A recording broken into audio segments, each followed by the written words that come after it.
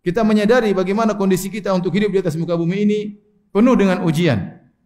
Penuh dengan ujian. Bahkan kita diciptakan di alam semesta ini memang untuk diuji oleh Allah Subhanahu wa taala. Ya. Terkadang diuji dengan ini, terkadang diuji dengan itu, atau kita melihat orang sedang diuji, ya. Hidup ini penuh dengan ujian. Kita harus menyadari akan hal tersebut dan kita perlu untuk mengingatkan diri kita tentang yang namanya sabar yang merupakan ibadah yang sangat agung. Hadirin hadirat yang dirahmati Allah Subhanahu wa taala. Allah menjadikan atau menciptakan alam semesta ini dan menciptakan antum di dalamnya adalah untuk menguji manusia di alam semesta ini. Dan dalil akan hal ini sangat banyak. Di antaranya Allah Subhanahu wa taala berfirman, Tabarakalladzi biyadihil mulku wa huwa ala kulli syai'in qadir. Alladzi khalaqal mauta wal hayata liyabluwakum ayyukum ahsanu amala. Ya, dialah Allah yang telah menciptakan kehidupan dan menciptakan kematian untuk menguji kalian, Siapa di antara kalian yang terbaik amalannya? Jadi Allah ciptakan kehidupan, kematian, Allah menciptakan antum untuk menguji antum sekalian. Allah menciptakan alam semesta, kata Allah Subhanahu wa taala, huwallazi khalaqas samawati wal arda wa ma bainahuma fi sittati ayyamin wa kana arshuhu 'alal ma' liyabluwakum ayyukum ahsanu amala. Dalam surat Hud, kata Allah, dialah Allah yang telah menciptakan langit yang 7 dan bumi, ya, dan apa yang ada di antara keduanya. Untuk apa Allah menciptakan alam semesta? Liyabluwakum, untuk menguji kalian. Siapa di antara kalian amalan yang terbaik? Allah menciptakan alam semesta untuk diuji. Allah menghiasi di atas muka bumi ini. Buat apa? Untuk menguji manusia. Inna ja'alna ma'alal ardi zinatan laha linabluwahum ayyuhum ahsanu amala. Kami yang menjadikan di atas muka bumi ini perhiasan. Semua perhiasan kami jadikan di atas muka bumi ini, keindahan alam, harta, ya, dan semuanya liyabluwahum, untuk menguji mereka siapa di antara mereka amalan yang terbaik. Maka kita harus sadar bahwasanya selama kita hidup di atas muka bumi ini, kita sedang diuji oleh Allah Subhanahu wa taala. Kullu nafsin dha'iqatul maut. Wa nabluhum bisyarri wal khairi fitnah wa nabluukum bisyarri wal khairi fitnah wa ilaina turja'un. Kata Allah, setiap yang bernyawa pasti merasakan kematian dan kami menguji kalian dengan keburukan dan kebaikan dan kepada kamilah kalian tempat kembali. Peringatan dari Allah, selama Anda masih hidup, Anda pasti diuji. Entah diuji dengan keburukan, entah diuji dengan kemewahan, ya. Entah diuji dengan kemiskinan, kesusahan, entah diuji dengan harta, kesehatan, ya, kepintaran dan yang lainnya. Namun Allah ingatkan di akhir ayat, wa ilaina turja'un, kepada kamilah kalian akan dikembalikan untuk dimintai pertanggungjawaban. Jadi intinya selama kita di muka bumi ini kita pasti akan diuji. Yang tidak mau diuji, mati saja ya. Selama dia masih hidup, dia pasti diuji. Lihatlah kenyataan manusia yang ada. Adakah seorang tidak diuji? Semua orang diuji.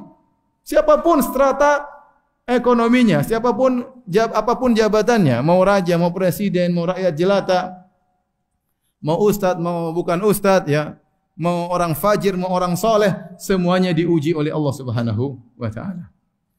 Ya, sebagian orang diuji dengan suaminya, ya. Sebagian wanita diuji dengan suaminya nakal, suaminya tidak perhatian, suaminya tidak kasih nafkah. Sebagian suaminya ngomong tiap hari, saya mau poligami, tidak pernah poligami. Tiap hari menyakiti hati dan tidak pernah ada pembuktiannya. Nanti kalau sudah dibuktikan ujian berikutnya. Baik. Ada orang diuji dengan, ya, orang tuanya. Saya kemarin baru ditanya, Ustaz, ibu saya Ustaz, ya, tiap hari ngomel, saya berbuat baik selalu diomelin. Bayangkan ada diuji dengan apa? Orang tuanya. Orang tuanya tidak pernah berterima kasih. Dia sudah berusaha semaksimal mungkin tidak berterima kasih, selalu direndahkan. Apa kerjaanmu? Kamu apa manfaatnya jadi anak? Mana baktimu? Selalu, ya, ada orang diuji dengan orang tuanya. Ada orang diuji dengan mertuanya. Betapa banyak wanita mengeluh diuji dengan ibu mertuanya. Ribut dengan ibu mertuanya terus. Itu tidak. Betapa banyak wanita mengeluh hidup dengan ibu mertuanya, ribut terus dengan ibu mertuanya. Ya. Seperti itu, namanya kehidupan. Ada seorang wanita diuji, ya, sudah lama menikah, sudah lama hidup, sudah tua, tidak ada yang melamar dia. Diuji dengan kesendiriannya, jadi jomblowati, ya. Menangis kepada Allah, ya Allah, kapan saya bisa menikah? Sisi lain, ada yang menikah terus menderita. Kenapa? Suaminya brengsek. Ada seorang wanita diuji, Sudah lama menikah, tidak punya anak. Selalu berdoa, ya Allah berikan aku anak, berikan aku. Enggak punya anak terus. Di sisi lain ada wanita diuji anaknya nakal-nakal. Jangan antum sangka ada orang hidup tidak diuji. Semuanya pasti apa? Diuji. Ya. Antum lihat, pejabat tidak diuji. Presiden tidak diuji. Ya. Pejabat, ya, orang menteri tidak diuji. Mereka juga diuji. Mereka juga dimaki-maki rakyat. Mereka juga dituntut rakyat. Setiap melakukan kebaikan dituduh yang tidak-tidak. Ya. Namanya ujian. Ya. Antum kira orang punya perusahaan besar tidak diuji? Diuji. Kita punya kawan-kawan, ada yang punya perusahaan besar, mereka diuji juga. Diuji pas musim gajian, aduh, ada 1000 pegawai harus digaji. Pikir mereka pusing. Pegawainya yang miskin-miskin yang mau digaji, enggak pusing, senang. Sebentar lagi gajian. Yang punya perusahaan mikir gimana menggaji mereka. Apalagi kalau sudah lebaran, THR, bayangkan. Tidak kerja sebulan dikasih bonus gaji sebulan. Yang pusing siapa? Yang pusing yang punya perusahaan. Padahal perusahaannya apa? Besar. Jadi ikhwan, sudahlah. Ente jangan berkhayal tidak diuji dalam kehidupan ini. Apalagi jika antum beriman kepada Allah Subhanahu wa taala, lebih lagi dijanjikan ujian. Lebih lagi dijanjikan ujian oleh Allah Subhanahu wa taala. Alif Lam Mim, ahasiban nasu ayyutraku ayyaqulu amanna wa hum la yuftanun. Ya. Alif Lam Mim, apakah manusia dibiarkan mengaku-ngaku telah beriman dan mereka tidak diuji?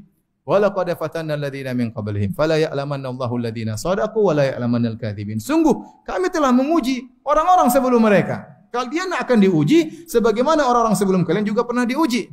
Kami akan menguji mereka agar Allah mengetahui mana yang imannya benar dan mana iman yang tidak benar. Jadi pasti diuji. Justru antum mengatakan kami beriman, maka akan diuji oleh Allah Subhanahu wa taala. Am hasibatum an tadkhulul jannata wa lamma ya'tikum mathalul ladzina khalau min qablikum massathumul ba'sa'u wad-dharra'u wa zulzilu. Apa kalian menyangka akan masuk surga sementara belum datang ujian yang menimpa kalian sebagaimana yang menimpa orang-orang sebelum kalian? Massathumul ba'sa'u wad-dharra'u wa zulzilu. Mereka ditimpa dengan kesulitan, dengan penderitaan, digoncang oleh Allah Subhanahu wa taala. Inilah tabiat kehidupan, bahwasanya tidak ada orang yang tidak diuji dalam kehidupan ini, ya. Allah Subhanahu wa taala menekankan, ya, la uqsimu bihadzal balad wa anta hillum bihadzal balad wa walidi wa ma walad laqad khalaqnal insana fi kabad. Kata Allah, sungguh aku bersumpah dengan negeri Mekah, dengan kota Mekah. Dan engkau tinggal di kota Mekah, dan demi orang tua dan demi anaknya, ya. Apa yang Allah sumpahkan? Laqad khalaqnal insana fi kabad. Sungguh kami telah ciptakan manusia dalam susah payah. Manusia diciptakan dalam kesusah payahan. Tidak ada, ya, selalu happy, itu enggak ada. Itu mustahil. Karena Allah sudah bersumpah, laqad khalaqnal insana fi kabad. Kami ciptakan manusia dalam kepayahan. Sejak dia lahir, belum lahir dia sudah bikin repot ayah dan ibunya. Ya. Dalam perut ibunya dia bikin ibunya muntah-muntah, susah, ngidam, bikin bapaknya setengah mati, ya. Dia lahir dengan tangisan, dengan kepayahan, ya, dan seterusnya, kehidupan kesulitan satu demi yang lainnya. Ya. Kemudian dia harus sekolah, harus belajar, susah atau tidak? Harus sekolah, harus belajar, dimarahin orang tua, diomelin orang tua, dimarahin guru, dikasih PR, enggak ada yang santai-santai, semuanya setengah mati. Sudah remaja, kemudian belajar lagi, kemudian sekolah, kemudian cari pekerjaan, belum tentu diterima, lamar sana, lamar sini. Sudah punya duit, cari istri, setengah mati lagi, ya. Ya, jomblo bertahun-tahun, ya. Melamar sana ditolak, melamar sini ditolak, duit tidak ada, ya. Kemudian akhirnya dapat seorang akhwat, ternyata akhwatnya masalah, ya. Ternyata suka ngomel tiap hari, nuntut sana, nuntut sini, dapat mertua kurang ajar, waduh repot. Sebagian orang tidak begitu, ya. Maksud saya, banyak orang mengalami seperti itu, ya. Banyak, ya. Penderitaan. Nanti sakit, nanti ini, ya. Berusaha dikhianati orang, ditipu orang, ya. Dan macam-macam. Nanti menjelang meninggal, kemudian dalam kondisi sakaratul maut dengan kepayahan, sudah meninggal, dikuburkan, ditanya oleh malaikat Munkar dan Nakir, mengalami kehidupan alam barzah, dibangkitkan dalam kepayahan. Demikianlah manusia, laqad khalaqnal insana fi kabad. Tidak ada manusia luput dari apa? Kepayahan. Dia akan hidup dalam kepayahan. Ini semua ayat menjelaskan kepada antum sekalian bahwasanya kita hidup dunia ini harus siap untuk diuji. Dan kalau kita bisa menghadapi ujian tersebut dengan suatu ibadah yang namanya sabar, maka kita akan meraih surga yang sangat tinggi. Karena itu ibadah yang sangat mulia, ibadah yang sangat agung. Sampai Allah sebutkan dalam Al-Quran lebih dari 90 kali tentang sabar yang menunjukkan agungnya ibadah sabar tersebut.